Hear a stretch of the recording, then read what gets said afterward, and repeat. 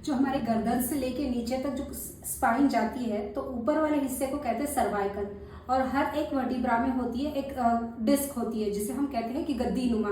तो उस गद्दी जब वो खिसक जाती है अपनी जगह से तो उसे कहते हैं डिफ्यूज बल्ज। तो इस डिफ्यूज बल्ज की समस्या के लिए हमारे पास आए हैं समाधान सूर्यवंशी उपचार के लिए। तो उन्होंने 6 दिन में हमारे से एक्यूप्रेशर के उपचार लिए और उन्हीं से सुनते हैं कि 6 दिन के सेशन के बाद उन्हें कितना आराम अनुभव किया है इस उपचार के दौरान। माझं नाव समाधान अशोक सूर्यवंशी. मी 11/7/2025 रोजी या मॅडमच्या इथं आलो. माझा स्पॉन्डिलोसिसचा प्रॉब्लेम होता. 3 सर्वायकल हे झाले होते, प्रॉब्लेमॅटिक होते. मी आल्यानंतर इथं मला मॅडमने ट्रीटमेंट दिली बऱ्यापैकी.